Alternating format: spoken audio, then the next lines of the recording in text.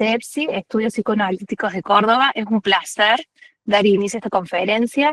Soy la licenciada Florencia del Val, docente y vicedirectora de EPSI.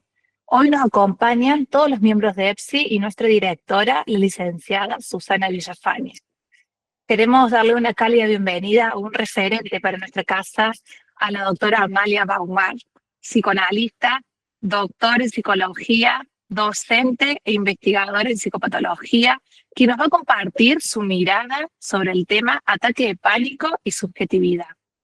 Para que todos podamos aprovechar este dialogando, voy a pedir por favor que mantengan sus micrófonos apagados para que no haya interferencias. Al finalizar la conferencia de Amalia, la licenciada Lorena Ceruti y la licenciada Paula Sigifredo estarán a cargo de coordinar las preguntas. Para ello, podrán escribir por el chat las preguntas o levantar la mano con el icono inferior que aparece en la pantalla. ¿Sí? Así podemos participar de manera más ordenada y respetuosa. Al finalizar, quiero informarles que esta conferencia va a ser grabada a los fines de subir a nuestro canal de YouTube, EPSI Córdoba, donde están todos los dialogando y podrán ingresar después para verla nuevamente. Ahora sí, le voy a dar la palabra a María Elena de Paul, que nos va a contar un poco más sobre la trayectoria académica y profesional de la doctora. Muchas gracias. Muchas gracias, Florencia. Muy buenos días para todos, muy buenas tardes para aquellos que se encuentran en otros países, en Europa. Bienvenida, Amalia, a este espacio de formación EPSI. Tengan ustedes muy buenos días y muy buenas tardes. Es un gran honor presentar a la doctora Amalia Baumart en este Dialogando. Soy María Elena de Paul, como hizo mención Florencia, miembro activo de EPSI, comparto con ella la vicedirección y con enorme placer presentamos una reseña de la vastísima producción psicoanalítica de nuestra querida Amalia, profesional abocada a la clínica, a la investigación y docencia, en mérito a un reconocimiento de una práctica realizada y compartida desde lo humano, lo ético y lo profesional. Amalia Baumart es doctora de la Facultad de Medicina, área de salud mental y psicóloga de la Facultad de Filosofía y Letras, ambos títulos de la Universidad de Buenos Aires, UBA. Desde 1997 es profesora regular a cargo de la Cátedra de Psicopatología, Facultad de Psicología de la UBA. También se ha dedicado a la clínica psicopatológica y a la actividad académica con larga trayectoria en la formación de grado y posgrados en la especialidad. Ha constituido jurados para evaluar concursos, dirección de proyectos de investigación en ciencias y tecnologías de la Universidad de Buenos Aires, formando parte de equipos de trabajo interdisciplinarios dedicados a la práctica clínica asistencial en instituciones tanto públicas como privadas, con presentación de trabajos de la especialidad en congresos nacionales e internacionales. Autora de numerosos artículos dedicados al diagnóstico y tratamiento desde una perspectiva clínico-psicoanalítica. Entre sus libros publicados, Lecciones introductorias de psicopatología, Ataques de pánico y subjetividad, Estudio clínico psicoanalítico y formación de síntomas, e Identificación, un recorrido freudiano, todos publicados por Audeva. Desde 2012 ha creado y dirige actualmente la maestría en psicopatología en posgrado de la Facultad de Psicología y Ciencias Sociales. Es profesora titular de las asignaturas de la carrera Psicopatología General, Modelos Conceptuales Psicopatológicos 1 y 2. Miembro didacta de la Asociación Psicoanalítica Madrileña desde 2023 y directora de la revista de la mencionada asociación. Estimada Amalia, muchas gracias por compartir estos espacios de formación junto a EPSI y a continuación cedo la palabra a la licenciada Susana Villafañe, directora de EPSI Estudios Psicoanalíticos Córdoba. Vamos a dar la bienvenida, buenos días y buenas tardes a todos los presentes. Quiero agradecer a una gran psicoanalista y amiga argentina, radicada en Madrid, cuyos trabajos y libros son nuestro referente bibliográfico de la psicopatología de EPSI, que EPSI transmite en cada encuentro. Aprovecho esta oportunidad para comentarles que si bien sus publicaciones son material de estudio en EPSI ya hace varios años, con Amalia nos conocimos de manera virtual en una presentación de la Asociación Psicoanalítica Madrileña, lo que significó para mí un gran orgullo y una gran alegría, porque por fin podía conocer a Amalia Baumgart. Creo que le sorprendió mi reacción tan espontánea y a partir de allí comenzó inmediatamente un diálogo como si nos conociéramos de toda la vida. Amalia, quiero que sepas vos y los colegas reunidos en esta presentación, el orgullo y el honor que representa para mí y todos los psicoanalistas que conformamos EPSI, tenerte en nuestra casa, por tu capacidad, por tu calidad de transmisión, de conocimientos, por tu calidez humana. Hoy nos abrís la posibilidad de ampliar nuestro conocimiento con tus investigaciones y aportes sobre el ataque de pánico, problemática tan común en los diagnósticos de nuestro tiempo. Visibilizando que en los últimos años ha ganado una presencia notable tanto en los entornos clínicos como en el lenguaje cotidiano.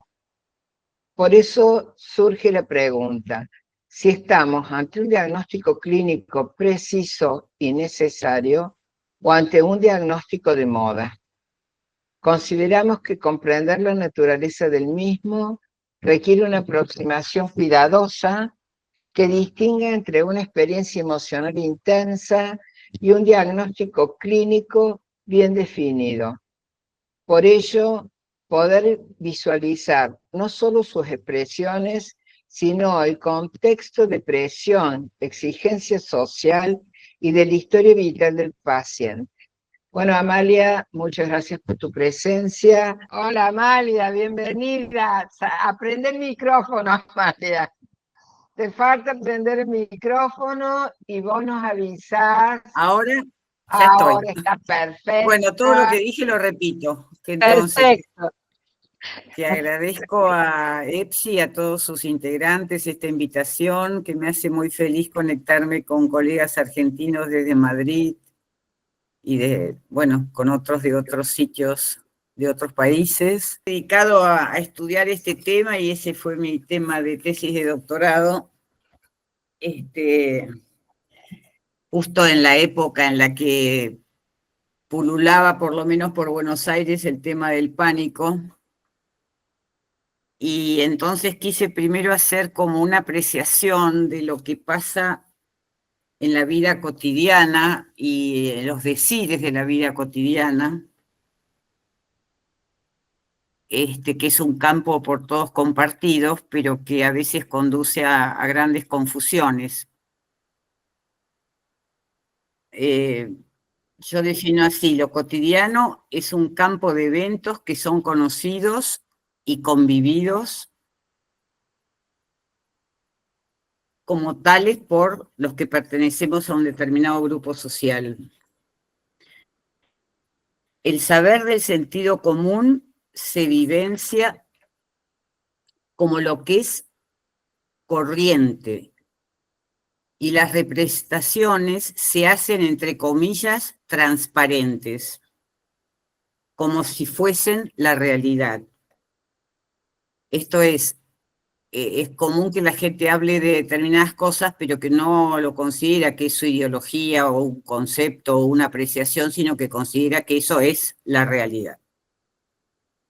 Así se recorta una episteme común de un colectivo en el cual la cotidianeidad es un modo de indicar a un sujeto en una red de conversaciones sociales caracterizadas por enunciados particulares.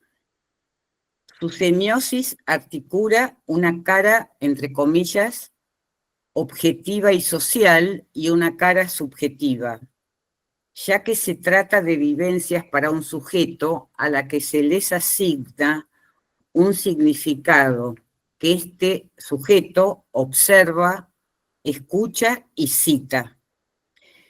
En el hablar cotidiano, el significado se lo absolutiza de acuerdo al código de su colectivo y opera como si estuviera hablando de la realidad. Me he interesado en estudiar esto y en particular en referencia al campo psicopatológico de los llamados desórdenes de pánico, en el que abundan manifestaciones de la opinión pública, de las representaciones colectivas y de los discursos de los distintos medios de comunicación que muestran cómo los colectivos sociales ven y hablan de una zona de vivencias llamados los ataques de pánico. Desde 1988, por lo menos de un modo más intenso, el uso del término pánico se ha extendido irremediablemente de un modo inespecífico y genérico. Se habla del pánico en los estadios de fútbol, del pánico al SIDA, bueno, luego varios años del pánico al COVID. Se testimonia que un perro desató el pánico, se denuncia el pánico a las mafias, el pánico puertas adentro. Se afirma que la gente en este tiempo sufre de pánico. Se transmite un dicho que constituye una imagen de la realidad, que se produce una expansión simbólica con una enorme variedad de matices que nada tienen que ver unos con otros, y el saber cotidiano toma el rango de realidad e incluso de autoridad. Este exceso de ideología y obviedad oculta qué es lo que hay en estos restos no codificados de la vida cotidiana, que son los que pueden abrir a la comprensión del fenómeno y que el pensamiento se entumece si nos quedamos en el estrecho circuito de los decires de la vida cotidiana. Muchas personas sufren en forma repentina de una verdadera crisis de angustia con sensación de terror y de catástrofe inminente.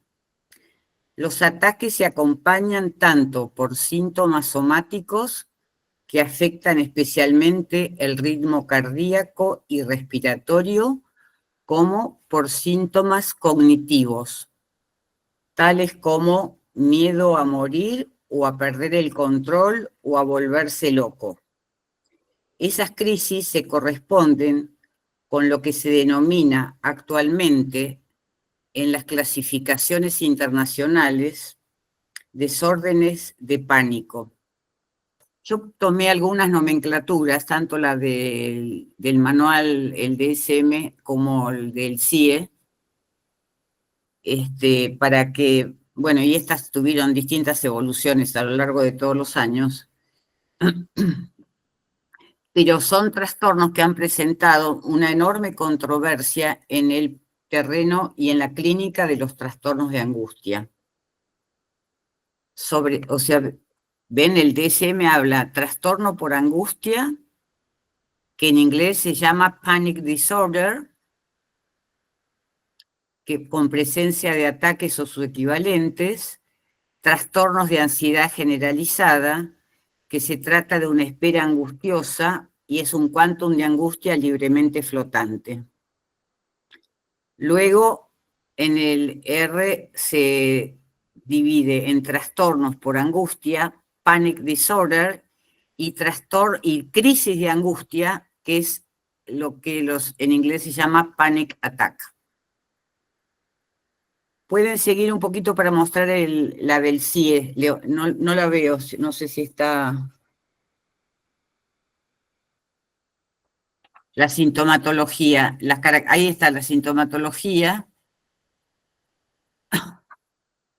que describe es la sintomatología clínica de la neurosis de angustia tal como la describe Freud.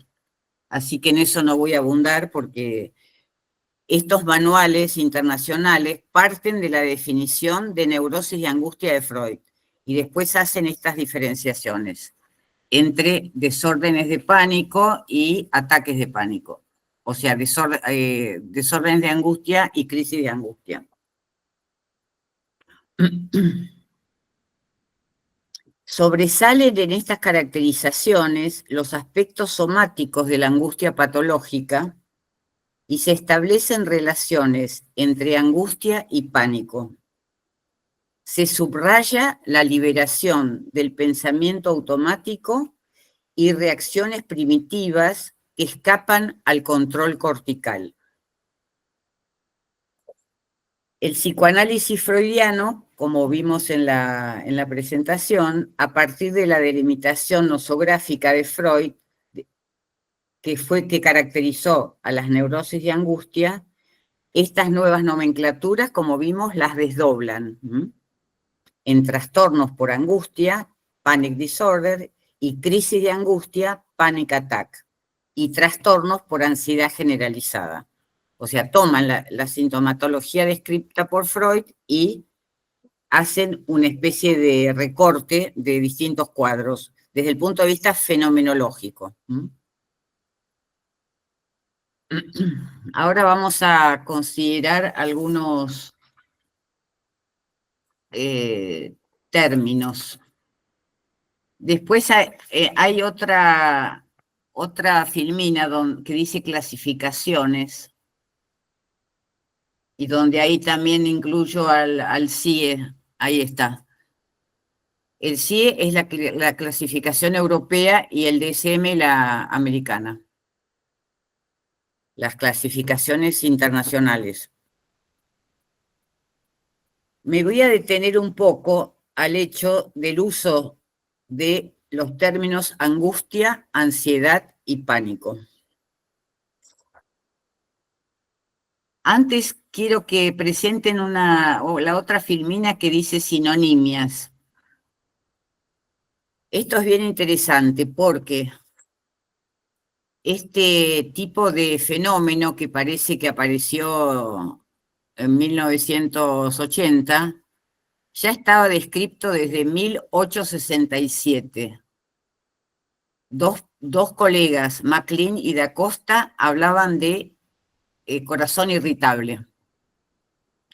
Después Bert, en 1880, habló de neurastenia, Freud de neurosis de angustia, Hamburger de neurosis cardíaca, después la APA en 1952 habla de reacción de ansiedad, Bauer de el síntoma de angustia vinculado al corazón, y la APA nuevamente en 1980 hace la denominación panic attack. Pero lo que quiero mostrarles es que es una problemática que viene hace algún siglo. Vamos entonces a dedicarnos a pensar un poquito los tres términos: angustia, ansiedad y pánico. El uso coloquial de la palabra Angst, angustia en alemán, es equívoco, ambiguo y tiene muchas significaciones. En el alemán antiguo era pariente de la voz latina angustiae, que es una acepción parecida a la nuestra. No obstante, existen los dos términos en alemán: Angst, que es angustia, y Ängstlichkeit, que es ansiedad.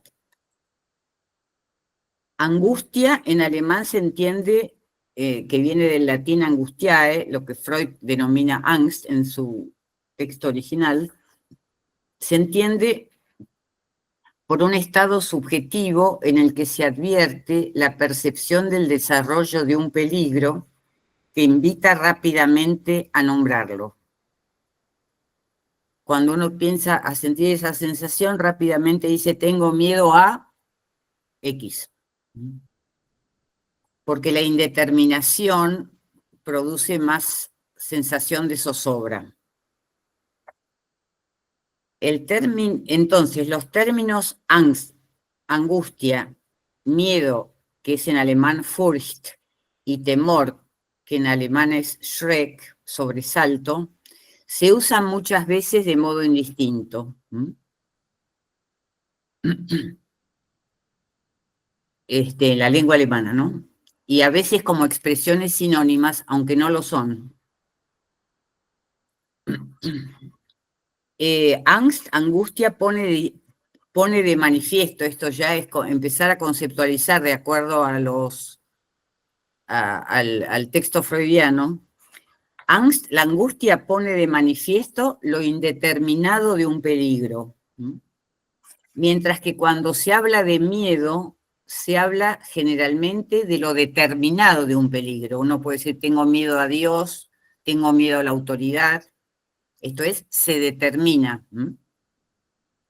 Mientras que Schreck, que es terror o susto, enfatiza la intensidad del efecto, ¿no? Del afecto, que tiene del miedo, de la angustia, que es repentina e inesperada, ¿no?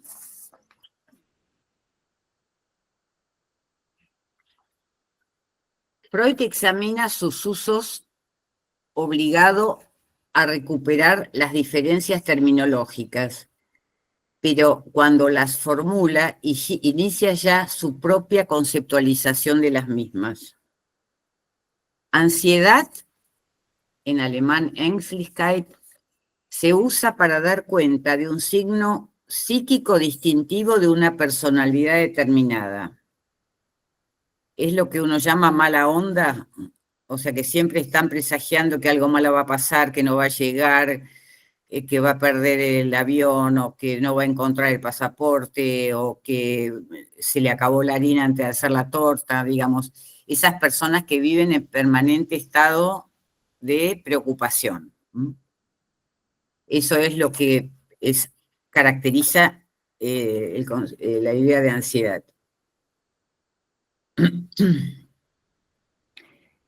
Y el pánico, del latín panicus, dícese a un miedo grande o a un temor excesivo de causas sin causa justificada, y está emparentado con el terror en alemán, con el Schreck, con ese afecto repentino e inesperado. Freud ha acuñado la expresión angustia pánica, panischer Angst, y nos conduce a la metapsicología del ideal. Ahora voy a hacer referencias freudianas y voy a indicar también dónde lo pueden encontrar. Respetando el sentido griego original, la palabra panic en alemán proviene de la abreviatura pan icone, que quiere decir ícono del dios Pan, cuyo culto se propagó rápidamente en Atenas en el período de las guerras pérsicas y fue conocido en el mundo helénico por su capacidad para distribuir terror entre los seres humanos. En la expresión angustia pánica, panischer Angst, se lo usa como adjetivo que califica a la angustia. Freud usa panischer Angst diciendo es un modo de calificar la angustia, de adjetivarla, con las características de una aparición repentina, sin preparación previa y extremadamente intensa. Ahora quiero hacerles alguna mención para que tengan del texto freudiano. Lamentablemente, esto solo se aprecia en el alemán, porque Freud habla de angustia pánica en el trabajo de 1921, Psicología de las Masas y Análisis del Yo. Y especialmente en el capítulo 5, en el que habla dos masas artificiales, iglesia y ejército. Y pone de manifiesto cómo el fenómeno de pánico aparece cuando cae la figura del jefe. ¿Mm? O sea que en una masa el pánico se caracteriza el hecho de que ya no se presta oídos a orden alguna del jefe. Estoy leyendo a Freud. Y cada uno cuida por sí mismo sin miramientos por los otros. Los lazos recíprocos han cesado y se libera una angustia enorme y sin sentido. Y se insinúa aquí, desde luego, la objeción de que ocurre más bien a la inversa. La angustia crece hasta un punto en el que prevalece sobre todos los miramientos y lazos. Pero bueno, lo que Freud dice es que los sujetos ponen su ideal, también lo estudia en el caso de la masa del enamoramiento, ponen en el jefe, en este caso, en psicología de las masas, proyectan ahí su yo, su ideal. Y este ideal aglutina, produce consenso, produce tranquilidad, y cuando algo amenaza este vínculo, en el caso de la masa ejército, digamos, los sujetos entran en pánico. Esto es lo que a mí me dio las pistas para empezar a trabajar el fenómeno del pánico como un conflicto con el ideal del yo. En ese circuito, desde el punto de vista de psicoanálisis, se puede situar el conflicto. Lamentablemente, en Amor Ortu, bueno, y en López Ballestero también, se habla de fenómeno de pánico, y en algún momento habla de angustia pánica, pero no se refleja la traducción.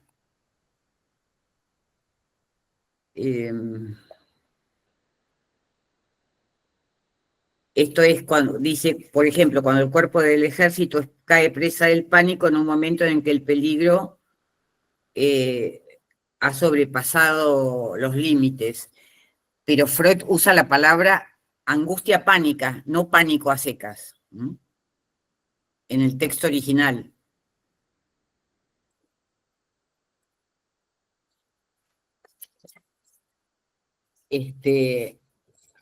Antes de leerles algunos materiales clínicos,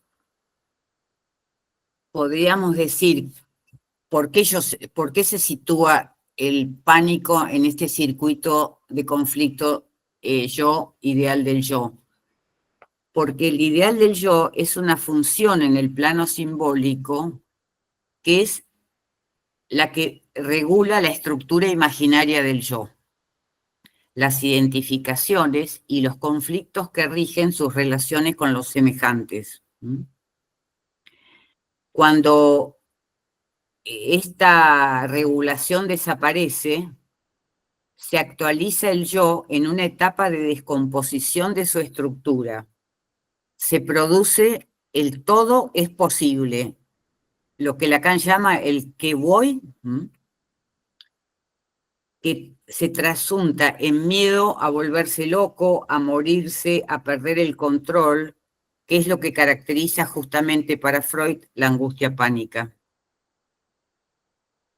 Si bien las relaciones entre el ideal del yo y el superyo están imbricadas y confundidas, se considera para el superyo, la gran innovación de la segunda tópica, que predomina en su funcionamiento, a diferencia del ideal, la interdicción y la voz de la conciencia.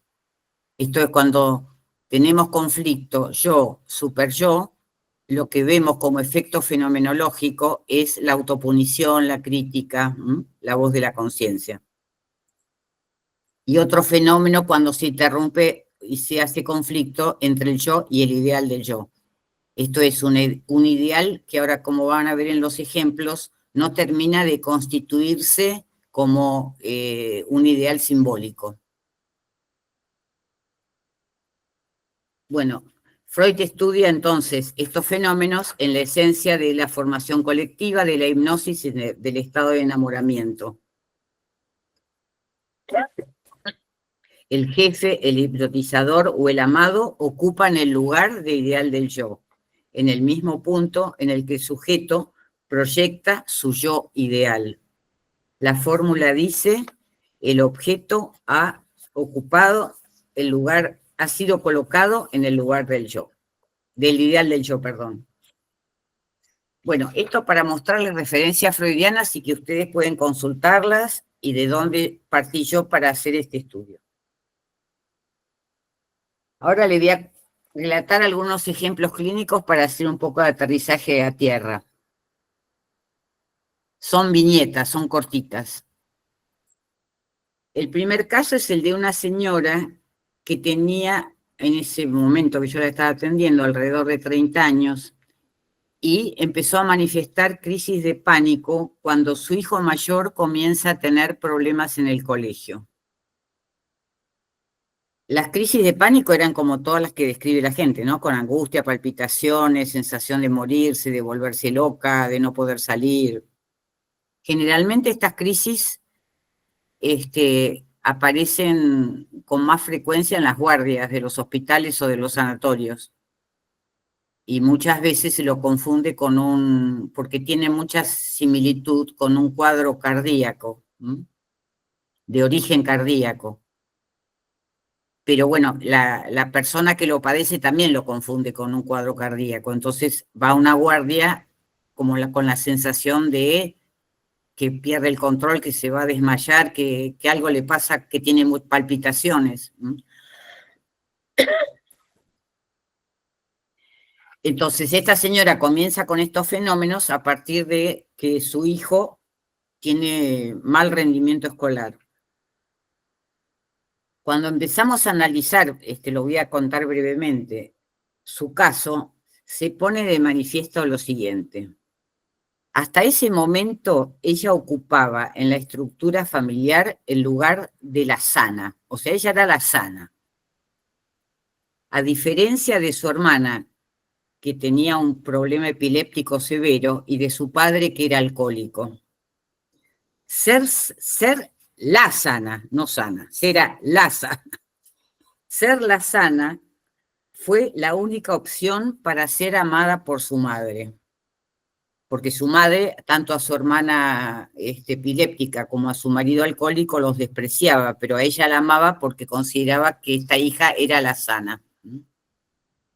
Su madre era un personaje bastante particular, una artista plástica bastante conocida, que despreciaba todo desorden humano y, como yo agrego un poco irónicamente, con excepción del propio, porque ella era muy chiflada, pero todos los desórdenes humanos de su alrededor eran muy mal vistos, excepto el propio, y tenía en un lugar de mucho privilegio y de amor a esta hija que era la considerada sana de la familia, ¿no?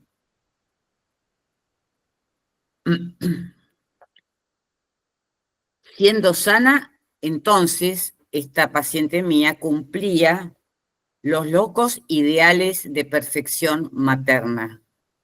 Retengan esta afirmación.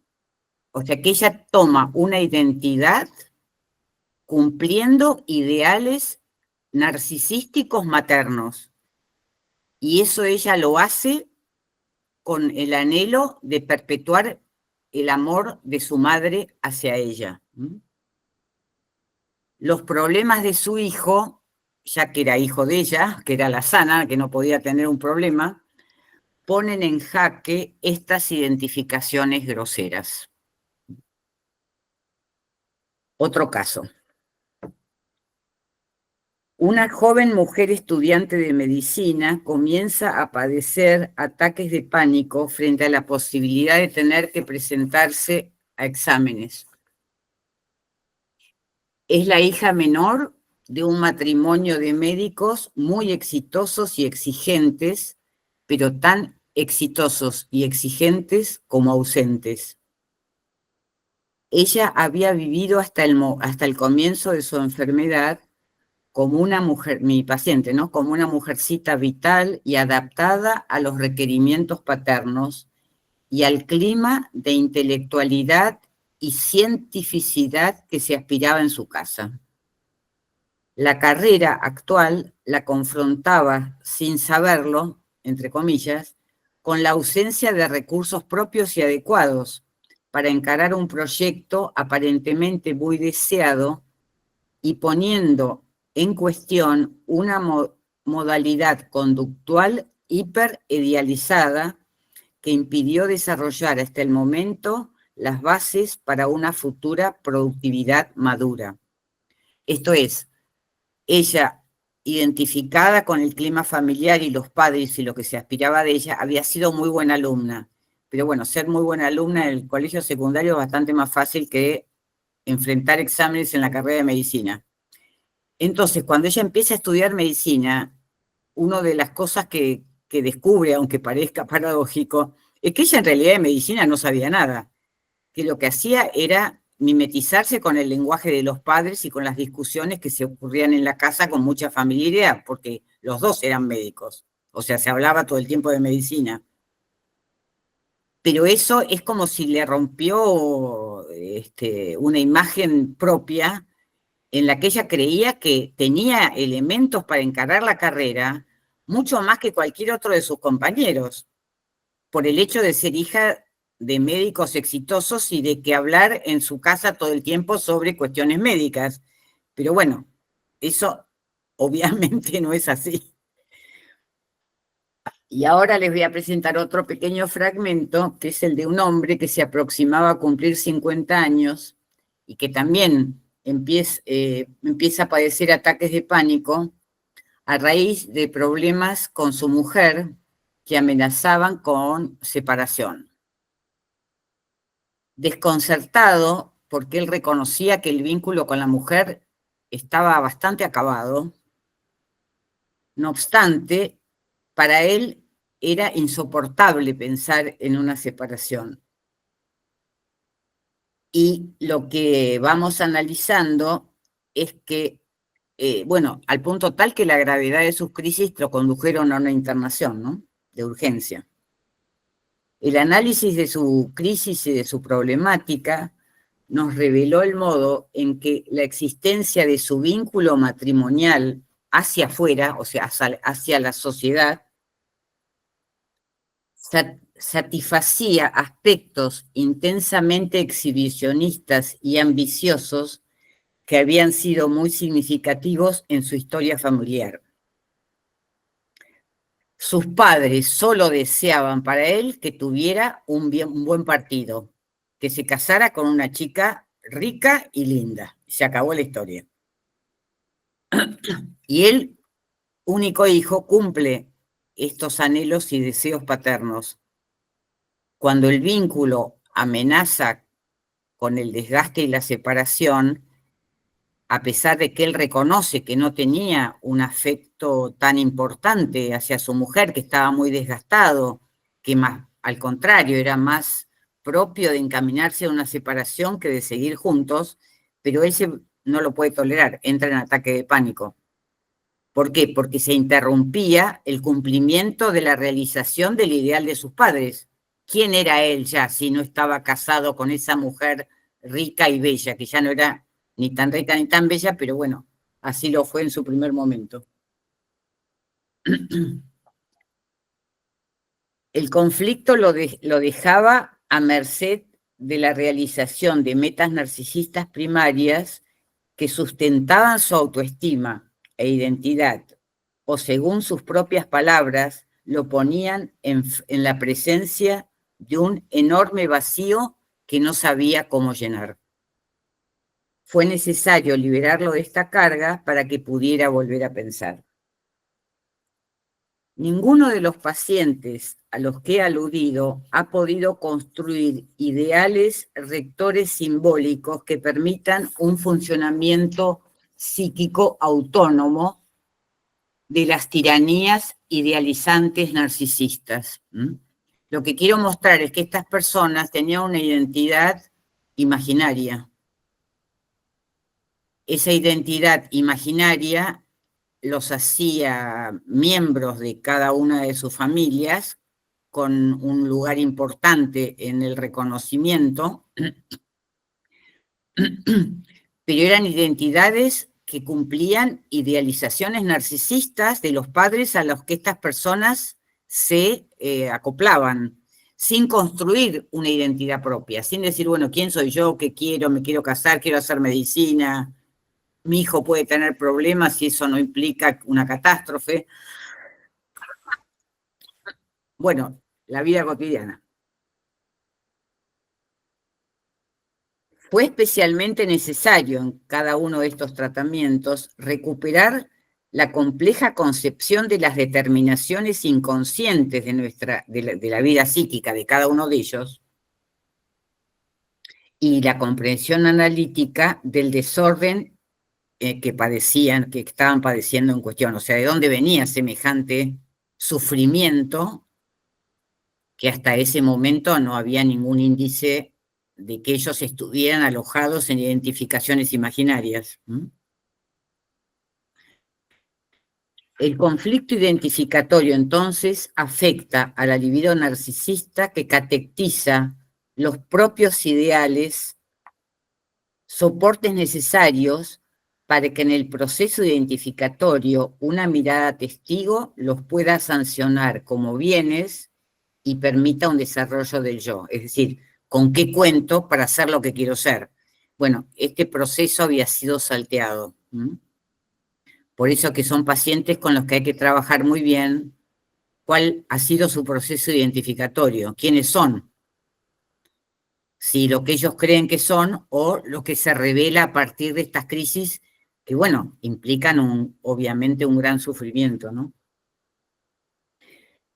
Entonces, estas aparentes nuevas sintomatologías las une la dificultad para la representación psíquica, porque son efecto de una lesión simbólica, o sea, no construyeron ideales simbólicos, se alienaron en ideales imaginarios.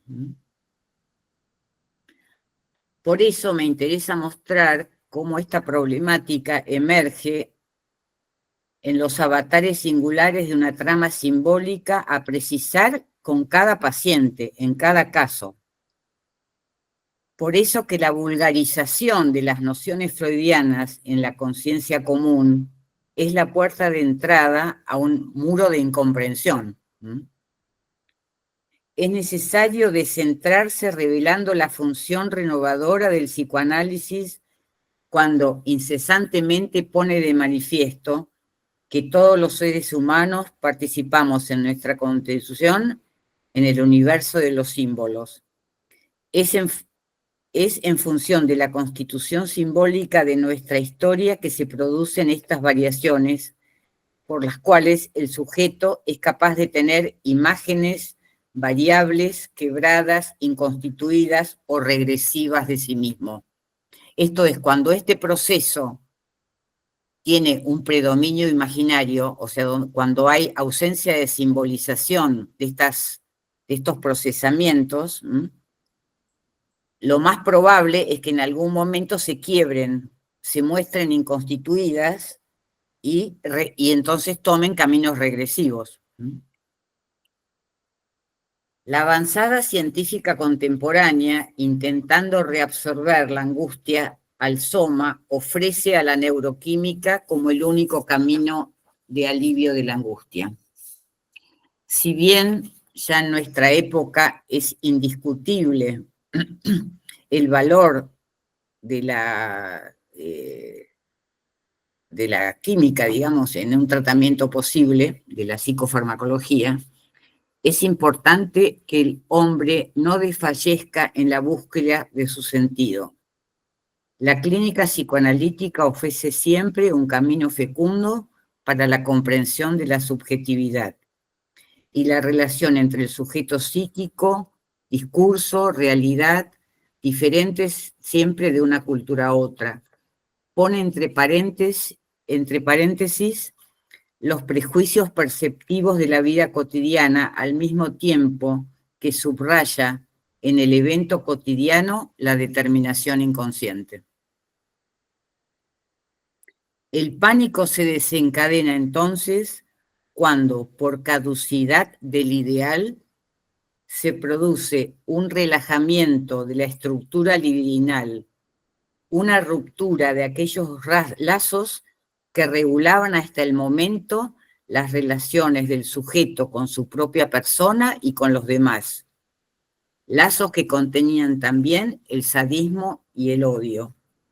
Esto tiene como correlato una derivación somática, descarga automática de un incremento libidinal que rompe una homeostasis que estaba tambaleando, pero homeostasis al fin, y que se verifica en la desregulación biológica que suscita como ataque.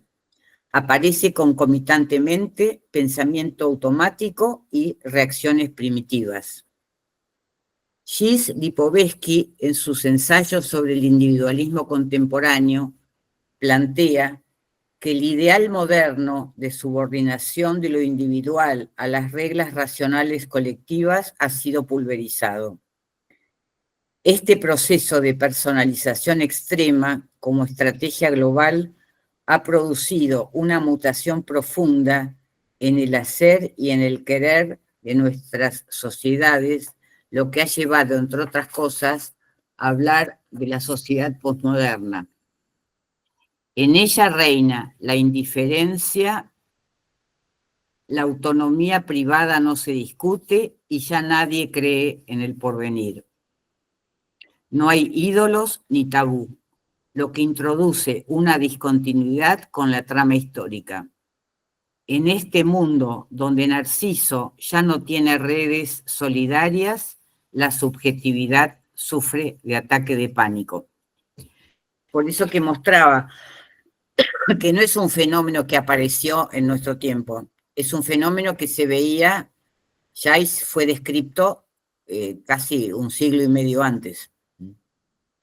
Pero dado que nuestra sociedad ha evolucionado a un individualismo excesivo, digamos,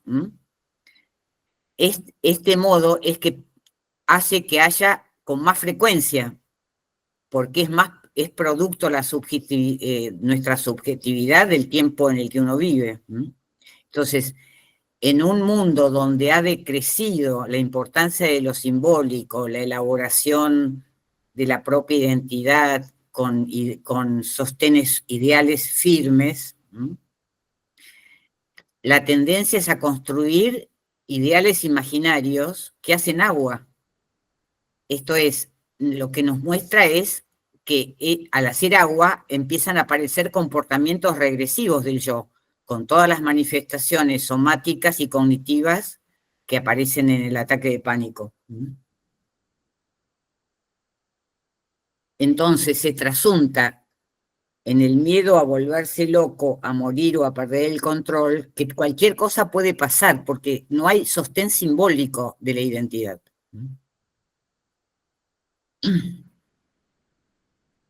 Y esto muestra la angustia pánica. Si bien las relaciones entre el ideal del yo y el superyo, bueno, están implicadas, eso ya lo dije, lo que muestra el tema del conflicto con el ideal es la aparición de este quiebre que conduce a un comportamiento regresivo del yo. Es también un funcionamiento regresivo del ideal, porque el sujeto se impone más por la fascinación marcada por las características de una relación dual imaginaria, ¿no?, que por el soporte de una referencia simbólica reguladora. Los pacientes son objeto de la mirada complacida de los otros, más afín a una referencia especular. Eso pasa tanto con la madre artista de la paciente sana, con los padres médicos exitosos de la estudiante de medicina y con los padres del único hijo que lo único que aspiraba era que hiciera un buen matrimonio desde el punto de vista de la figuración social. Los pacientes son objetos entonces de la mirada complacida de los otros, afines a esta referencia especular. es un déficit en la función de insignia que hubiera facilitado el curso de los procesos de idealización y sublimación necesario para construir un ideal del yo que ofrezca una mirada testigo y sostenga un proyecto en el porvenir. Nuestro psicoanálisis, entonces, en este siglo XXI, es aconsejable recuperar sus fundamentos metapsicológicos y clínicos para hacer propuestas novedosas que neutralicen el efecto de agotamiento del discurso. Este funcionamiento regresivo, tal como muestran los ataques de pánico, de un signo o de un emblema siguiendo la ley de gustar, pone al sujeto bajo el capricho de una realización tan atractiva como imposible y por lo tanto frente a su fracaso. De este circuito responden con la correspondiente vivencia de terror, ya que se pone en peligro la continuidad existencial del yo. Y acá quiero hacer una aclaración que es interesante. Ciertas escuelas cognitivas tratan el estado de pánico diciendo que hay un error en la interpretación de los síntomas. Y entonces yo me hice la siguiente pregunta: ¿por qué 30 millones de personas creen que se va a morir? Dicen que creen que se va a morir y que eso es una mala percepción, una mala interpretación. Efectivamente no es una mala interpretación, porque lo que los sujetos transmiten es que están amenazados su yo. Lo que ellos sienten como angustia de muerte es la amenaza de su integridad, la amenaza de su yo, la amenaza de su posicionamiento emocional en el núcleo al que pertenecen. Entonces, el modo en que algunas escuelas cognitivas tratan esto es hacer una especie de corrección de la percepción. Pero eso no conduce a nada si uno no sabe de dónde viene la sensación de desvalimiento y de empobrecimiento y de desintegración que esa persona empieza a vivir. Creo que hay alguna filmina donde hago un pequeño circuito donde está lo psicoanalítico, donde está, ahí está, aproximación psicoanalítica, que me parece interesante. Entonces, que se parte de la angustia señal, que supone una tópica estructurada y un peligro circunscripto, al desarrollo de angustia, terror, ataque de angustia. No hay angustia preparatoria, sino terror en estos casos. El yo queda desbordado, la manifestación corporal por derivación súbita de una angustia intensa, con lo cual es muy importante el factor económico que Freud plantea siempre en la comprensión de los cuadros clínicos, porque es una inmensa masa libidinal que retorna al yo, que lo amenaza, y que produce el mismo efecto que una neurosis traumática. O sea que el factor económico agrega el efecto traumático. Y obviamente, bueno, estado de sensación, lo que aparece después es el pánico y la derivación del afecto, que es el displacer desatado. Amenaza a la investidura narcisista, intensas sensaciones en el plano corporal, que van acompañados de vivencia de muerte e interpretación catastrófica. Este es como una mini resumen, digamos,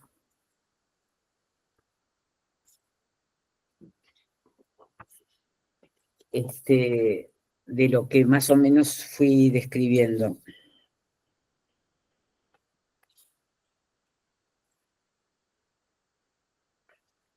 Entonces, retomo, la crisis en el circuito yo ideal del yo pone de manifiesto bruscamente una amenaza a la realización del futuro yo. El yo se encuentra desposeído y entonces ocurre una regresión a la indefensión. Esta ruptura produce la liberación de una intensa carga de libido narcisista que desencadena una vivencia de terror y sus concomitantes somáticas. Por la ausencia de preparación no se activa la sobreinvestidura, como ocurre con la angustia señal, ¿no? De los sistemas que reciben repentinamente este monto de excitación. Y recuerda el susto de la neurosis traumática. Es un monto de energía que no se puede circunscribir ni limitar. A consecuencia del trauma que este proceso ocasiona, se experimenta una desestructuración tal que no es capaz de ofrecer una ligazón simbolizante y el yo queda desbordado. Esto que yo les acabo de describir, y acá pongo un subrayado, es el pánico originado psíquicamente. No todos los fenómenos de pánico tienen origen psíquico. Y ahí está el diagnóstico diferencial. Esto es, uno tiene que detectar cuando un fenómeno de pánico corresponde o a un hipertiroidismo, por ejemplo, o a un fenómeno que se desencadena por un conflicto yo ideal del yo. Porque fenoménicamente muchas veces son muy parecidos. Y también, bueno, con ataques cardíacos, ¿no? Hay ataques cardíacos que tienen una enorme similitud con toda la sintomatología. Por eso que siempre es muy importante hacer diagnóstico diferencial. Entonces, para no hacer reduccionismo, estos fenómenos de pánico que yo les presenté en las viñetas clínicas son fenómenos de pánico originados psíquicamente en este circuito de conflicto. Y es en estos casos en los que la tarea es esta, de analizar y ver dónde se origina esta identidad imaginaria insostenible, apetecible pero insostenible, que fracasa irremediablemente, digamos,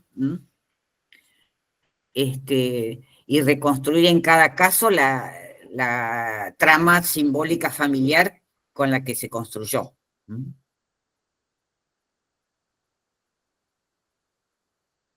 Entonces, retomo, el pánico originado psíquicamente en el seno de la economía libidinal del yo y sus vicisitudes tiene como manifestación más característica la de presentarse en forma de ataques, acompañados por los síntomas corporales precisos, o sea, los síntomas esos y no otros, ¿no? Como prototipo de una vivencia de peligro sin contenido psíquico. La interpretación catastrófica es su manera de manifestación psíquica. Y esto se lo comparo con el tema cuando Freud empieza a trabajar las neurosis de angustia y habla de fobia.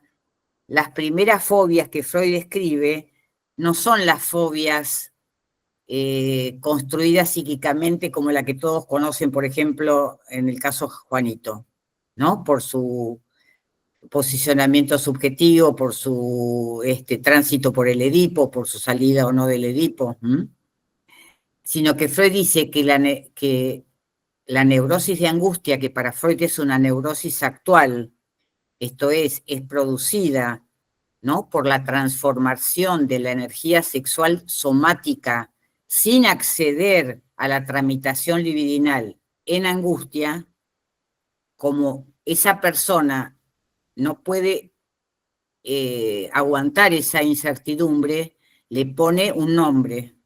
Y es así como Freud describe las primeras fobias. O sea, cuando le pone nombre se constituye en fobia.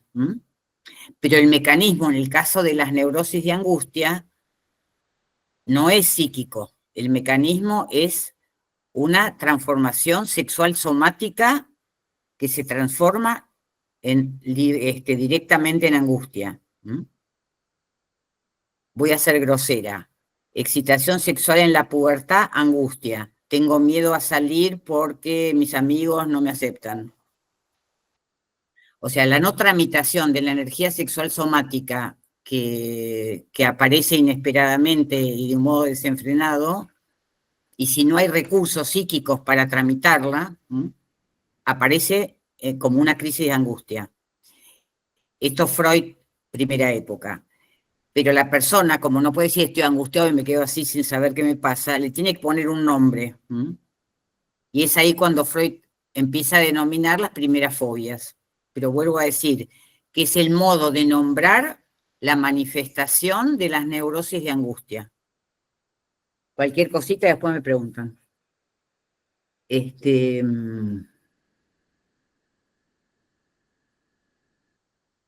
nos remite, en el caso de la angustia catastrófica de los ataques de pánico, al momento en que el sujeto queda desconectado de una representación ideal, lo que despierta una angustia extrema cuya derivación no es simbólica y se manifiesta como fenómeno corporal. La propia catetización del yo, que no está mediatizada por los ideales, lo confronta a un vacío cuyo efecto clínico transitorio los pacientes anuncian. Ser en estas condiciones de pérdida y deshacimiento produce un enorme sufrimiento muy particular cuando el complejo correspondiente al estado de angustia se ha astillado. Esto es, hay incapacidad de tener la regulación que permite la aparición de la angustia señal. Ya hay un nivel de regresión donde no hay angustia señal, ya el aparato está desbaratado. Dado que las condiciones de producción de esta afección se muestran afines a la de la sociedad actual, en la que las redes de solidaridad se encuentran desintrincadas, considero que puede resultar interesante poner en relación estas conclusiones con las caracterizaciones del individualismo contemporáneo en el que Narciso se ha levantado nuevamente. Bueno, hasta aquí mi charla. Ah, me faltaba la última filmina.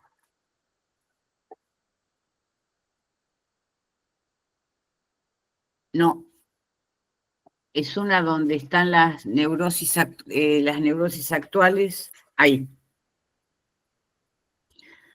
Y yo considero, después del trabajo que hice, y por eso que muchas veces los ataques de pánico son afines con cuadros melancólicos, que así como la angustia neurótica es una manifestación de actualidad para la psiconeurosis de transferencia y la hipocondría para el comienzo de la psicosis, la angustia pánica nos pone frente a la sospecha de estar frente a una psiconeurosis narcisista. O sea, lo considero, agrego al cuadro freudiano neurosis, angustia neurótica, psiconeurosis, hipocondría, psicosis, a la angustia pánica como el nivel de manifestación de actualidad de las psiconeurosis narcisistas. Ahora sí, the end. El fin. Hola, hola. Aquí. Bueno, hola. Se inicia ahora el momento de las preguntas, así que les pido que levanten la mano y de ese modo van a tener la posibilidad de hacer los cuestionamientos. ¿Hasta cuánto tenemos? Tenemos hasta las 12 del mediodía, a las 12 horas. Las 12 para mí son Amalia, las 5. Claro, tenemos hasta las 12, 12 y cuarto. Muy bien. Hora que vos nos pongas el límite pertinente por tus obligaciones. Hasta la hora que vos nos pongas el límite, digamos, para... No, yo está bien, para las 5 ya estoy bien, ¿eh? Muy bien. Bueno. No, yo quería hacerte un comentario, una pregunta. cuando vos presentas los 3 casos clínicos, en realidad uno puede visualizar que son pacientes que han quedado con identificaciones primarias de orden narcisista, como un pseudo self, donde Exacto. al caer el yo ideal, porque no ha habido una, digamos, si se podría decir, evolución al ideal del yo, quedan como sin referentes y aparece esta angustia de desvalimiento, de desamparo, angustias de anonadamiento que llaman algunos psicoanalistas, donde en realidad uno visualiza que no hay identificaciones secundarias simbólicas que propicien la conformación de un yo mucho más sólido. Entonces, ante la caída de no cumplir con el ideal familiar, de la familia perfecta, del hijo perfecto, de la médica perfecta, quedan en un vacío identificatorio, porque esto es una de las preguntas que me habían surgido, realmente significativo, lo cual, bueno, los enfrenta a esta situación de desvalimiento humano, ¿no? Y así se presentaría lo que vos planteás, es el conflicto con el ideal, con este yo ideal tanático, mucho Sí. más cruel, digamos, que el ideal del yo. ¿Cómo lo pensás ahí? Y Porque uno porque no piensa se ha todo en la el caída, yo ¿no? ideal no ha sufrido el proceso de simbólico para transformarse en ideal del yo. Ideal del yo. Sublimatorio, bueno, todas las transformaciones pulsionales requeridas para construir ideales posibles de ser sostenidos y además construidos, porque en todos los casos, incluso el de la estudiante de medicina es uno de los más notorios, parecía que ella era médica por ósmosis. Claro, Es claro. una chica encantadora, digamos, pero bueno, imbuida en ese clima familiar, cuando tuvo que empezar a estudiar, no para el ingreso, porque en el ingreso le fue muy bien, para las primeras materias de medicina y tenía que rendir exámenes, no podía con su alma, porque ella creía que sabía. Claro, lo que pienso yo es que en el examen de ingreso es casi como una continuidad de la escolaridad. Claro. Pero en el examen de las materias, tiene que demostrar quién es, ¿no? Y uno se pregunta, ¿quién es? Mm, ¿No?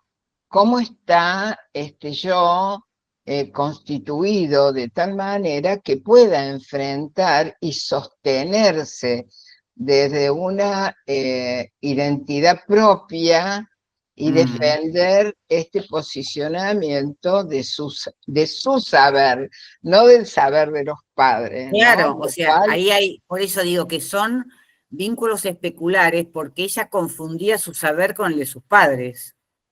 claro, ¿No? Porque sus son padres los, eran médicos exitosos y conocidos, a ella le había llegado por ósmosis el saber médico. claro. Y bueno, vuelvo a decir, una chica encantadora, pero justamente no construyó bases simbólicas sólidas que implican un proceso, tolerar la frustración, llegar a, no es que se te da de una, Claro, no, no, no. el Todo construir una identidad, ¿no? Sino que implica un proceso de tiempo, esfuerzo, aprendizaje, bueno, lo que todos conocemos. ¿Mm? Ahora, Amalia, perdón que siga yo con las Dale. preguntas, si hay otras preguntas, córtenme, Lore Bueno, y por supuesto, Paula adelante, y adelante. Alfredo, ¿no? Muy interesante Eh, el diálogo. Esto va como generando, lógicamente, un aspecto regresivo a este vínculo con un yo ideal, que de alguna Mm, manera, vos hablabas también de los ideales de fútbol, ideales políticos, como se ve en este mm, momento, que ante la caída de esta imagen protectora, el yo queda en un estado de desvalimiento sin sostenes internos propios para, bueno, continuar y hacer esta lógica de la esperanza que vos planteabas hace un rato, ¿no? Un proyecto. Bueno, ¿cuántos fans de fútbol debe haber que constituyen su yo sobre su ideal, su equipo ideal de fútbol? Así es que hay gente que, bueno, a mí me ha tocado atender una paciente cuyo padre cuando perdió River se murió. Ah, Dios. Literalmente, ¿no? Digo, que no es que, digo, al punto tal está sostenido el yo, ¿no? En una alienación externa, Sí. que la interrupción de la satisfacción de ese ideal produce una catástrofe psíquica, bueno, que a veces puede conducir no son episodios muy frecuentes, pero puede ocurrir. No, pero fíjate, Amalia, que yo he visto, por ejemplo, comúnmente, o no tan comúnmente, pero en varias oportunidades, parejas, matrimonios de una larga trayectoria común, donde muere uno de los miembros de la pareja y al poco tiempo, producto de un abandono depresivo, se muere el otro, ¿no? Y es como que si hubiese una cuestión fusional entre Claro, ellos. ese es otro fenómeno, es más bien como la simbiosis, ¿no? Ese es Claro, el fenómeno de simbiotización que pasa en casi todos los matrimonios que tienen muchos años juntos, larga data. y entonces que está el sostén recíproco, pero eso no es lo mismo que este fenómeno que yo estoy describiendo. Perfecto. Eso es más una patología del duelo, una dificultad en el desprendimiento, y en la pérdida, porque el otro casi es yo. Y yo, claro. ¿No? O sea, yo si pierdo ese otro ser con el que hace tantos años que compartí cosas, aunque me haya llevado las patadas, no importa, pero hay un sostén recíproco, pero eso es más hacia la patología del duelo. Horacio levanta la mano, también había levantado la mano Beatriz, Sí. pero la bajó, así que bueno, le damos la palabra a Horacio. Bueno, buen día, mucho gusto conocerla. Bueno, igualmente. Yo veo que usted basa toda la fenomenología del desarrollo de los ataques de pánico en una metapsicología freudiana, Sí. en donde el conflicto lo sitúa entre el yo y el ideal del yo. Ahora, usted tiene un término allí, en su tesis, que se llama yo idealizando, ¿no? Como un yo en tránsito. Sí. Entonces, yo quería saber qué diferencia hay entre... ¿Pero en qué parte uso yo idealizando? En la última parte ya. En la última parte suya. Era un yo idealizado. Claro. Para diferenciarlo del yo ideal, que sería más narcisístico, claro, del ideal del yo, que sería más simbólico, ¿no? porque justamente el ideal del yo sí, cumple la función de represión del narcisismo. Esto es, cuando el ideal del yo se instala como ideal simbólico, es que uno se ha despegado de las aspiraciones narcisistas directas. bien. Freud marca que la formación del superyo ideal del yo es, como dice, tiene dos caras. Una, el superyo, y el otro, el ideal del yo. Usted marca que el ideal del yo produce ese aspecto de represión sobre el yo. Cuando se disuelve eso, sobre el narcisismo. ¿Cómo? Sobre el narcisismo. Sobre el narcisismo. Cuando ese ideal del yo está más en el borde imaginario que en el borde simbólico, se dice que se catetiza el yo y se desborda, Claro, ¿no? Entonces, porque se queda sin un soporte. entonces, su tesis está basada en esto, en que usted ubica allí el proceso o la base y luego va a los procesos identificatorios, ¿no? Identificaciones primarias más que nada, me parece, ¿no? Sí, Bien, gracias. de nada, gracias a usted por lectura tan atenta. Bueno, pensaba, Amalia, usted nombra en el libro la angustia tóxica como esa primera angustia previa, Claro. inicial. Y ahí remite, ¿no?, el ataque de pánico. Sí, es parecido, digamos, nada más que en el sentido de que las dos son sin representación. La angustia del acto de nacimiento es una angustia que surge por el tránsito de la vida intrauterina al exterior y ahí se produce la respiración pulmonar. Es frecuente que los bebés estallen en llanto, y entonces se produce como efecto del tránsito esa reacción de una angustia tóxica que como que hay que evacuar, pero se produce justamente por eso, como Freud llama el trauma del nacimiento, ¿no? Es una angustia traumática tóxica, sin contenido psíquico. Bien. No Bueno, es la María, misma angustia que puede sentir después el niño cuando desaparece la imagen de su mamá, porque ya ahí ya hay objetos construidos. Bien, María Elena de Paul hace una pregunta. Avanti. Sí, bueno, Amalia, antes que nada, realmente un gusto, un placer.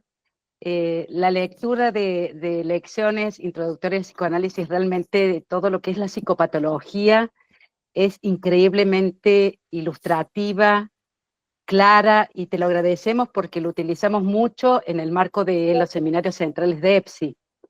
Muchísimas gracias. Realmente es así, Amale. Y quería consultarte, o compartirte.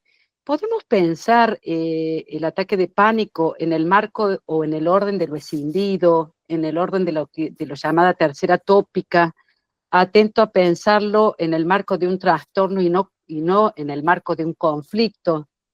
¿Y cómo abordarlo terapéuticamente? ¿Qué diferencias o qué hace diferencias entre trastorno y conflicto?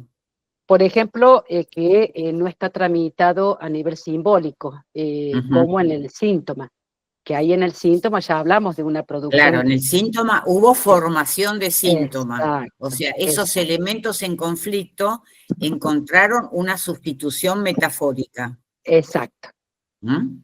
A diferencia en del este caso no hay eso. Exacto. ¿Y cuáles serían las herramientas de intervención en la clínica actual? ¿Cómo pensarlo?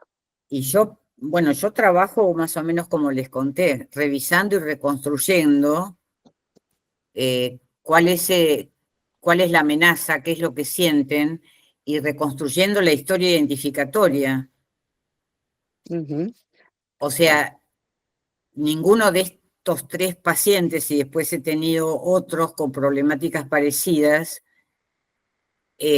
había advertido, por ejemplo, el caso del hombre que se casa con la mujer rica, como Freud contaba del hombre de la rata,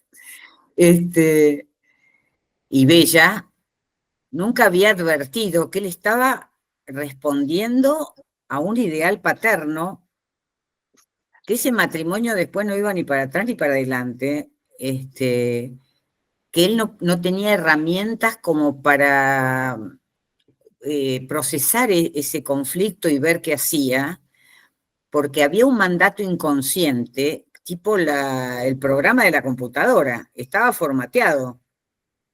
Solamente con la reconstrucción de que él estaba respondiendo a ideales narcisistas de sus padres Y bueno, ¿y por qué él respondía? Porque era único hijo y parecía que si él no respondía, obviamente no había otro hijo que pudiera cumplir eso.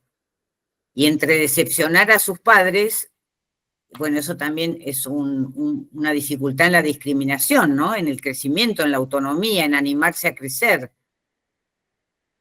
Esa es la manera en que yo fui trabajando con este paciente, por ejemplo. O sea que trabajás menos interpretativamente, si querés, y más construyendo cómo se fue formando eso, como haciendo una trama Tejido muy psíquico. íntima, ¿no? Muy, muy artesanal, digamos, porque en cada uno es distinto. Y cuando estas personas van entendiendo y comprendiendo la trama simbólica y relacional que produjo esa decisión, se alivian automáticamente, empiezan a entender, empiezan a poder pensar, porque esos mandatos narcisistas son como obturan la cabeza. No solamente en el ataque de pánico, pasa con el tema de la imagen corporal. ¿Cuántas muchachitas han padecido el quirófano? ¿Por qué? Porque o sea, esa es otra variante de lo que es el sostén en una imagen narcisista, porque tienen que seguir siendo igual que a los 15. Pero ese mandato no está explicitado. Bueno, los cirujanos plásticos no se encargan mucho tampoco de eso, ni les corresponde, creo. Entonces, actúan la demanda de la paciente, que es la perdurabilidad en una identidad imaginaria. Y bueno, se someten a mutilaciones, por eso digo, es otro fenómeno distinto al del pánico, pero tiene una base equivalente.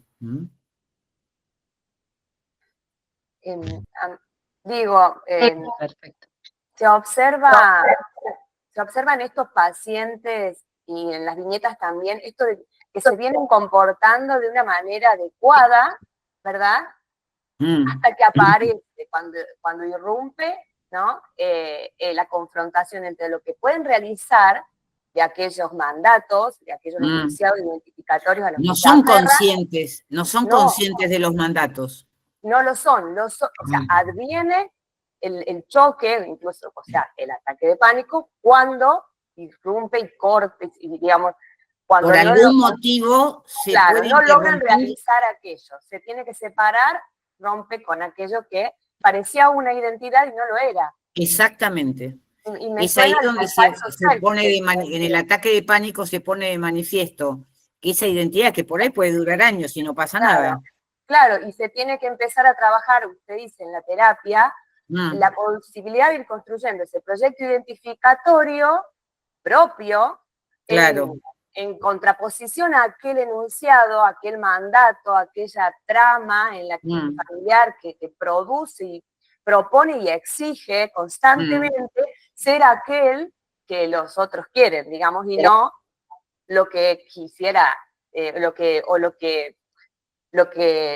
sería. Es un sometimiento a ideales narcisistas o sociales o familiares. Exacto, y también yo veo que esa sensación del paciente de decir que no se quiere, que se odia porque no logra cumplir con eso.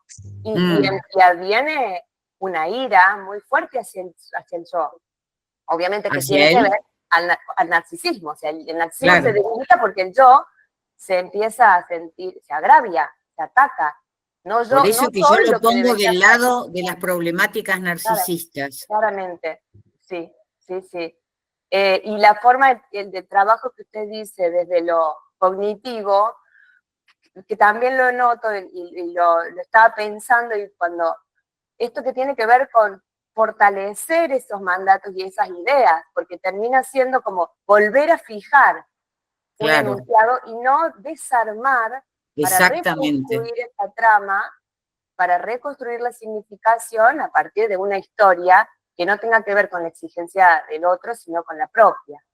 Exactamente. Sí, Susana, por eso digo que a veces los tratamientos cognitivos tienen como su efecto y positivo en algunas cosas, pero en estos casos, cuando silencian la problemática inconsciente, por eso que no prosperan, porque por ahí producen una pequeña estabilización, digamos, pero es muy difícil, digamos, la persona siente lo que siente, es muy difícil pensar que es una mala interpretación.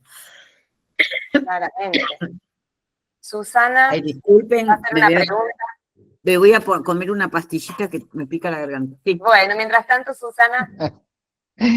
No, Amalia, sobre un poco también el tema que habías planteado en esto de que existe hace muchos años, es real, hay patologías o problemáticas que existen hace muchos años, muchísimos años, y que se han ido como investigando y al mismo tiempo en los cambios sociales, históricos, culturales, se han ido como acentuando ciertas características en las producciones de subjetividades que dan cuenta de un predominio más del orden del narcisismo que de las cuestiones edípicas. Entonces se puede visualizar mucho más claramente. Yo creo que por eso es que hay más frecuencia ahora de aparición, no es que antes no había. No es que antes no había, ¿no? Como se habla de otros tipos de problemáticas que existieron siempre y que parecieran que hoy son un boom, pero en realidad creo que también la tecnología y la habilitación de los medios de comunicación mucho más rápido nos informan y nos transmiten cuestiones que, bueno, que también la población se ha multiplicado y un montón de factores sociales que inciden en todo esto. Y pensaba en el caso de las cirugías plásticas, donde también la ética social y profesional, yo apunto fundamentalmente a la superespecialización médica, donde se ha perdido la mirada integral del paciente para dedicarse a un estómago, dedicarse a un pulmón, dedicarse al corazón, y se pierde de vista el contexto social y se hace un negocio también, ¿no? Porque esto es una empresa, te contestan por ahí las clínicas, ¿no? Y el punto, pero que quería arribar más allá de este comentario, es como, ¿qué opinas vos del uso de la psicofarmacología en estas problemáticas que se presentan hoy tan crudamente y que uno los puede apelar como un medio de calmar, amainar la sintomatología? No, yo siempre digo, no es que vaya a curarla, no, nos permite trabajar otras cosas que de otra manera no podríamos. Tal cual. Yo estoy totalmente de acuerdo. Son pacientes que si no los medicás no podés trabajar. O sea, pero no pensar que la psicofarmacología va a resolver el síntoma.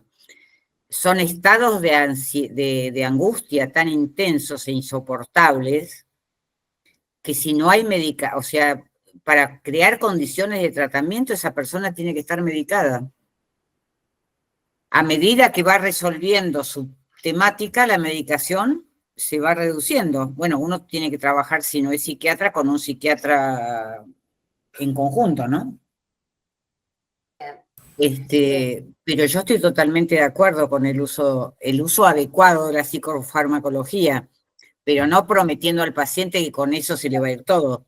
Como diciendo, bueno, usted tome esto porque le va a permitir estar, dormir, bañarse, circular, ir a terapia, no sé. Sí, sí, y abordar algunos temas. Y tener un abordaje para que puedan pensar, porque está en el nivel de sufrimiento que no pueden pensar tampoco. Exacto, exacto, ¿no?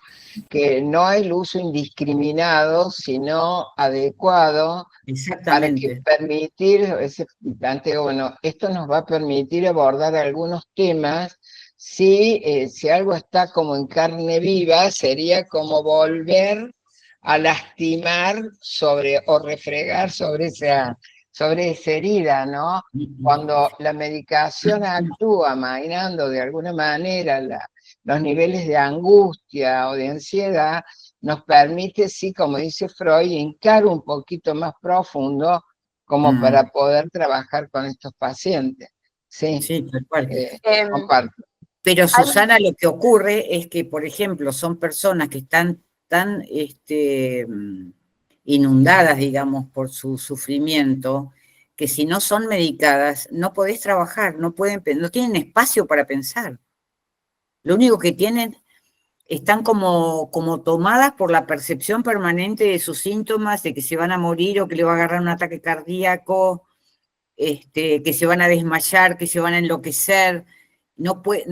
Justamente todas las cosas.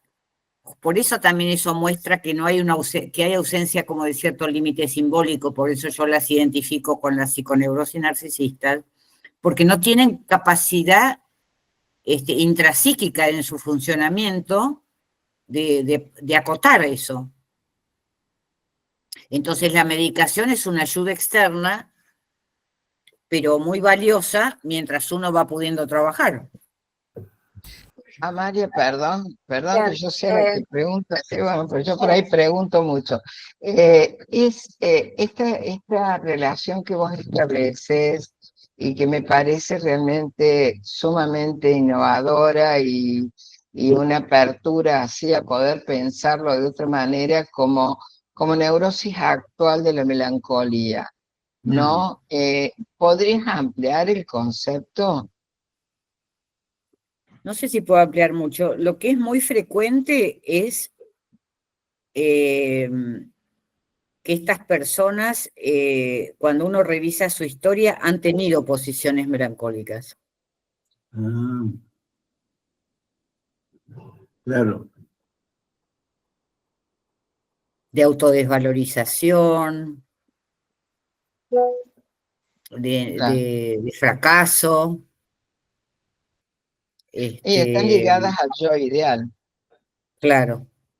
Entonces, me pareció muy llamativo y bueno, también en algunos casos está el tema del suicidio presente. Frente a este tipo de padecimiento, muchas personas piensan que la mejor salida es suicidarse. Para evitar el sufrimiento. Como si no hubiera como si no hubiera otra manera de parar el sufrimiento que eliminando su vida, ¿no? Claro. Sí. Pero bueno, es como que uno tiene que trabajar eso, que una cosa es que para eliminar el sufrimiento no es necesario eliminar la vida, que hay maneras, hay caminos.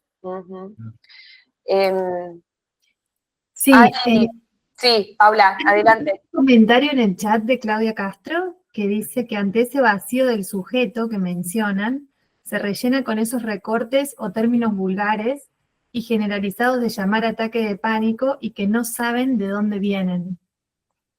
Comenta Claudia, no sé, Amalia, si querés. No entiendo. Algo. Ella plantea que ante ese vacío del sujeto, que es lo que fuimos mencionando, se rellena con términos vulgares y generalizados de llamar ataque de pánico y que, abre comillas, no saben de dónde vienen esos ataques. No sé si querés responderle No algo. sé si está bien, yo lo pensaría así. En el lenguaje cotidiano, de la vida cotidiana, se habla con mucha frecuencia de ataques de pánico sin saber qué quiere decir. Eso quise decir yo. Y se refieren, bueno, todos estuvimos rodeados de discursos, charlas, comentarios, acotaciones de personas, amigas, familia, colegas, alumnos, que hablan del ataque de pánico como si supieran qué es. Lo que yo quise decir es que el lenguaje de la vida cotidiana toma en cuenta una variedad de fenómenos tan extensa y tan diversa que en realidad creen que saben de lo que hablan, pero en realidad no saben de lo que hablan. Eso es lo que yo quise decir. Bien. No sé lo que esa Bien, persona quiso bien. preguntar. Gracias. Paula Sarabia hace una pregunta. Adelante, Paula. Bueno, gracias, Lore. Yo quería preguntar si podíamos pensar en esto de los ejemplos clínicos que traía usted, Amalia. que No te cuando se escucho. daba- Si pudiéramos pensar, si pudiéramos pensar la relación, ¿no?, de lo ominoso, ¿no?, como esto familiar que se torna desconocido, de la mano de cuando usted hacía referencia a cuando hay esa ruptura en imagen propia, ¿no?, en esto que traía de, por ejemplo, la paciente que quería ser médica, ¿no?, y cuando se da cuenta que eso no puede, ¿no?, y entra en conflicto el yo con el ideal del yo, si ahí lo podemos pensar también como que incide lo ominoso, ¿no? Como esto que para ella era familiar o creía que iba a ser familiar, no por la familiar de la familia, sino por lo familiar de la definición freudiana, ¿no? Que se torna ahí ominoso. sí, se torna ominoso, pero el fenómeno de lo siniestro, bueno, puede tener sensaciones siniestras, pero el fenómeno de lo siniestro no necesariamente genera pánico, digamos. Es justamente como algo que se puede pensar como increíble de que sea verdad. Claro, en ese sentido lo pensaba, ¿no? Como una caída de algo que parecía familiar y generó una sensación casi terrorífica Pero como lo ominoso. lo que las personas no advierten es que eso es familiar. Claro, Tienen que llegar a eso, en el trabajo analítico, sí. claro.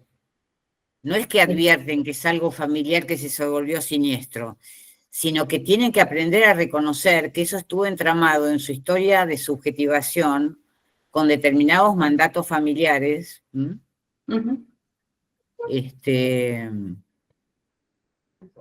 Bueno. Gracias. Teresa Rubín. Lo que sí puede ser que Perdón. en el transcurso de ese análisis puedan sentir un efecto de siniestro, como diciendo, puta, ¿dónde me metí? ¿Qué sé yo? Claro, a eso hace referencia, sí. ¿Eh? Claro, a eso me refería como esa sensación de, ¿y ahora, no? ¿Qué hago? ¿En qué me convierto? Pero Bueno. no es propio, digamos, para mí. Bien, sigue María Teresa Rubín y luego Beatriz Marsilia. Hola, Tere. Hola, yo escribí en el chat, pero bueno, no importa. Me pareció muy interesante todo, me llena de preguntas, pero yo pensaba, la jovencita que estudia medicina, tiene ataques de pánico porque no puede responder al deseo de los padres o porque no puede tolerar matar simbólicamente a los padres y poder ser ella una buena médica. No sé, Bueno, ahí. ella sufre de ataque de pánico cuando tiene que empezar a dar exámenes en la Facultad de Medicina, en las materias de la carrera. Sí. Obviamente que ella no estaba haciendo el proceso que era culo-silla para leer los libros y estudiar para el examen, porque suponía que lo sabía. Que lo sabía. Está bien, está bien. Y frente a eso, lo que se advierte es que en realidad no lo sabía. Y también el empezar su propio proceso es dejar de satisfacer el narcisismo de los padres. Sí. Si vos lo llamás matar a los padres de alguna manera, sí, es matar entre comillas esos padres demandantes de cumplir ideales propios y no el de sus hijos, de no permitir la individuación. Es cierto, cuando uno plantea los propios ideales se diferencia de sus padres. Sí. Por lo menos en gran medida, ¿no?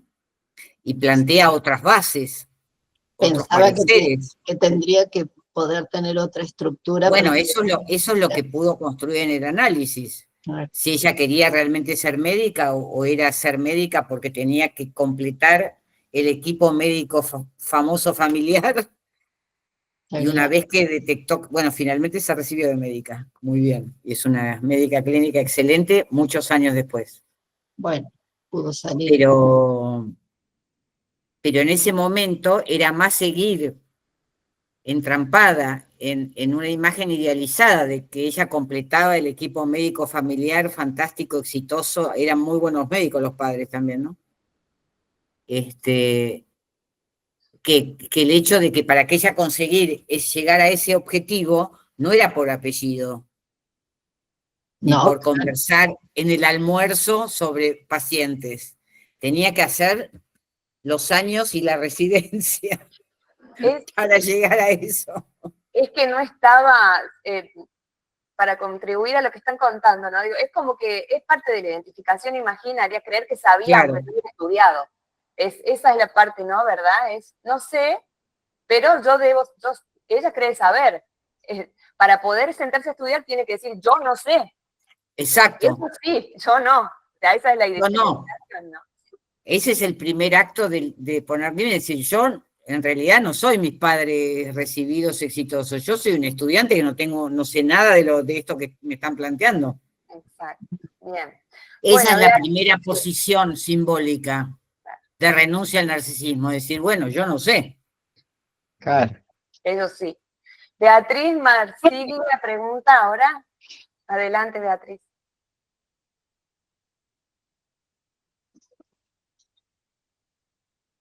Buenos días a todos. Amalia, qué placer, un lujo escucharla. Bueno, muchas gracias. Pensaba en esto que usted decía de la ruptura del lazo, y también cuando mencionó psicología de las masas y análisis del yo, estos lazos recíprocos que han cesado. Y con los 3 ejemplos que dio, 3 ejemplos que parten del núcleo familiar, desde el lado de lo social, desde el individualismo contemporáneo y de esta posición posmoderna, tenía un caso, que lo quería mencionar recién, el caso de, estamos realidad presente en la Argentina, donde hay un video donde un hombre amenaza con prenderse fuego si la expresidenta va presa. Eso por un lado. Digo yo, esa ruptura de lazo, esa amenaza de suicidio, que me llamaba la atención, ¿no? ¿Cómo llegan para, no sé si es porque no hay una manera de tramitar ese dolor, no sé cómo continuar, pero esa amenaza de suicidio de terminar con todo. Por otro lado, el caso del núcleo familiar, estas 3 personas que quedan como coartadas en su camino, pero, y me voy a las herramientas clínicas. Y usted decía, se trabaja construyendo una trama. Pero también hay casos, y esa es mi pregunta, también hay casos de ataques de pánico en personas muy mayores. Digo yo. Bueno, tienen otro origen. Por eso digo, esto que yo les transmití es para los casos de pánico que uno verifica que tienen origen psíquico. Porque en personas mayores puede deberse a un problema cerebrovascular, bueno, a otros procesos, a una demenciación. Lo que pasa es que hay que ver cada caso de qué se trata, ¿no? A una pérdida de memoria que los hace como volverse como muy inseguros. Digo, por eso digo que cuando uno dice pánico no es todo lo mismo. Esto que yo traté de transmitir es los ataques de pánico que uno verifica que tienen origen psíquico. ¿Mm? También hay como cuadros extremos de ansiedad producidos por hipertiroidismo, por ejemplo. Con la misma sintomatología, pero el tema es que hay que regular la tiroide, no es un problema de identidad, digamos. Bien. Y en los adultos pasa eso. Y en este señor que usted dice, y es probable que Cristina esté colocada en el lugar de ideal del yo y que frente a la amenaza, ¿no? Que sea su ideal y que frente a la amenaza de que algo pase con eso, que que su identidad se defina por su idealización a Cristina, qué sé yo, no conozco la historia del señor. Amalia, ¿es más, potable, posible de elaboración en una persona más joven, adolescente, que en alguien mayor? Esta situación. No es así. No es más frecuente, no. Lo que en cada caso hay que verificar si uno, a través de las entrevistas, sospecha que tiene origen psíquico. Bien. No depende de la edad. Bien. Muchas Lo que gracias. sí es más probable que en personas mayores y con cuadros degenerativos, uno tienda a pensar que se trata más de como el atravesamiento de un periodo terminal de su vida que de una crisis identificatoria. Perfecto. Gracias, Amalia. Pero bueno, también puede ser, no lo sé, digamos. Es como que siempre es importante como hacer diagnóstico, ¿no? En la cabeza de uno, no para decir al paciente, digo, uno tiene que pensar en material como diciendo esto de qué se trata, cómo lo abordo, necesito que esta persona haga una consulta clínica primero, Claro. o no. Si tengo dudas, yo mando a hacer consulta clínica. Sí, digamos. Cardiológica, la que sea, Se digamos. sabe, Si yo tengo se sabe dudas, que primero, se sabe que primero hay que descartar todo lo primero hay que físico y- aclarar en qué terreno estamos trabajando, ¿no? Perfecto. Porque si no es como una especie de generalización, ya no por la terminología de la vida cotidiana, sino una psicologización de todo que tampoco vale. O hay tumores también, qué sé yo, digo. Claro, sí, seguro. Por eso que Ya no uno hay puede, que esforzarlo, cuando ¿no? recibe al paciente por las entrevistas, empieza a construir la hipótesis cuál es la posible. Pero yo si no veo en el material, mando a un neurólogo o mando a un clínico. Perfecto. Gracias. Amalia, perdón, ¿no? Yo me preguntaba recién sobre la pregunta, creo, de la licenciada Castro, donde dice que esto, que ante el vacío, que por ahí podía resultar no muy clara, que ante el vacío del sujeto que mencionan en la charla, se rellena con recortes o términos vulgares y generalizados de llamar ataque de pánico y que no saben de dónde vienen. Yo pensaba si en realidad la pregunta de la licenciada Castro tiene que ver también en algo que uno relaciona con la fobia, a veces confundiendo, o sea, a veces los diagnósticos, ¿no? En esto de que la fobia primero hay como un estado de angustia inespecífica hasta que se liga a una representación y entonces uno, bueno, ahí aparecería el objeto fobígeno, caso Juanito, ¿no? El caballo. En el ataque de pánico hay una angustia libremente flotante, una angustia automática, no es una angustia señal, y quizás pensaba si ella... No, hay un planteaba, desarrollo repentino e intenso de angustia. Eso no es claro, angustia.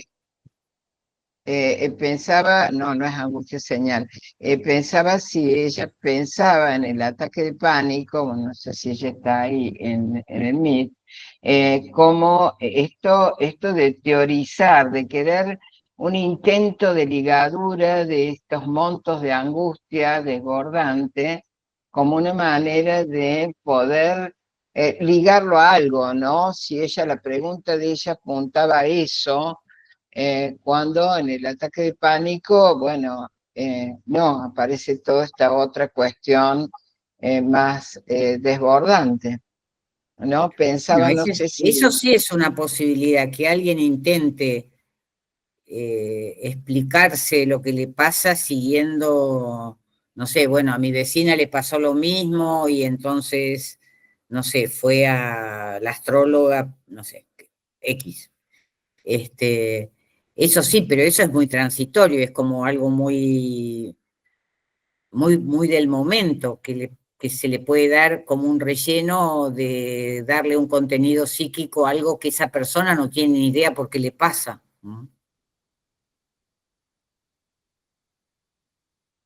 Bien, bueno. Pero pasa con el pánico y pasa con, no sé, yo tengo pacientes que dicen, porque mi mujer sufre el ADD. ¿Y usted sabe lo que es eso? Ah, no, porque el tío de qué sé yo sufre de pánico. Y usted También, sabe que como si al decir eso ya estuvieran aclarando un concepto que no tienen. Pero no es para decírselo de modo agresivo a la persona, sino decir, bueno, ¿qué información le da a usted y para qué sirve comprender a su esposa cuando usted me dice que tiene una ADD? ¿En qué le sirve eso? ¿Usted entiende de qué se trata? Claro, ¿no? Sí. Vuelvo a Es como decir, no intentar agresivamente, no como una descalificación, sino haciéndolo pensar de que el formular eso, si eso tiene algún valor y ayuda a mejorar el vínculo, a comprender qué le pasa a la esposa, a cambiar alguna conducta, o es simplemente, ahí sí es un relleno, ¿no?, de una frase de la vida cotidiana que no dice nada, que no sirve para nada. Sí. Lore, te damos la palabra. Y bueno, Paula Sarabia va a hacer el cierre. Si alguien más quiere hacer una pregunta, de todos modos, Beatriz sigue con la mano levantada. No sé si querés volver a preguntar o bueno. Entonces, Paula Sarabia.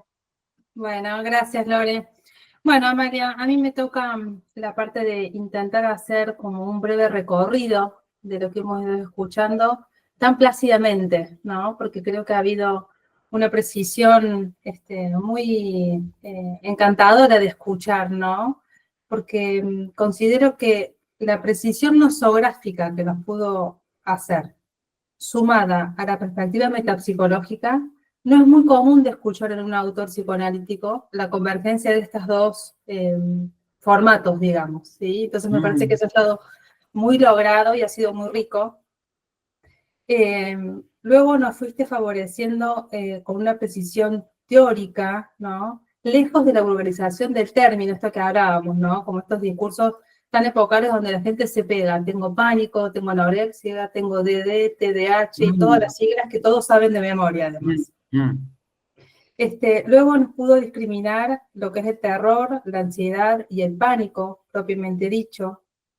Luego continuó señalando dónde aparece el término, con precisión en la obra freudiana, para llegar a la definición, para nosotros poder tener como esta precisión diagnóstica, ¿no? De cuándo verdaderamente estamos hablando de ataque de pánico y cuáles serían los caminos terapéuticos para trabajar. Rescatando la importancia del diagnóstico diferencial, ¿sí? No todo ataque de pánico tiene una causa psíquica. Eso me parece que también es algo a destacar. Y luego me pareció muy interesante esta definición o este comentario que hizo cuando se refirió al malestar social donde la subjetividad sufre un ataque de pánico, ¿no? Me parece como tan actual para poder ir pensando qué ha sido lo último que hemos estado conversando acá en el intercambio. Bueno, a mí no me queda más que agradecer a María, ha sido muy grato poder escuchar el intercambio. Le cedo la palabra a Susana, que quiere saludarla también. Bueno, muchísimas gracias, Paula. De nada. No te vamos a robar más tiempo, agradecerte, realmente un lujo tenerte con nosotros, quedé en deuda para otra presentación. Y bueno, agradecerte y pedirle a todos que abramos los micrófonos para poder aplaudirla y despedirla a Amalia.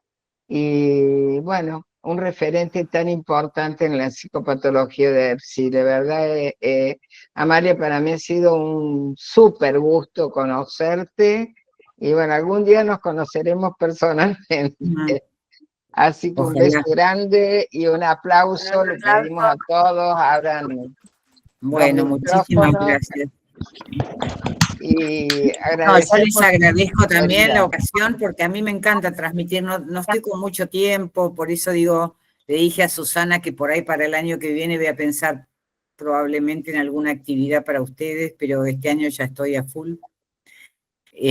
Pero bueno, un placer poder transmitir cosas que uno le ha dedicado mucho tiempo a trabajar y que, no sé, yo siento fecundo la posibilidad de que eso pase a otros, ¿no? Que lo piensen, lo discutan o acuerden o no, no importa, pero me parece como valioso el momento de la transmisión entre colegas.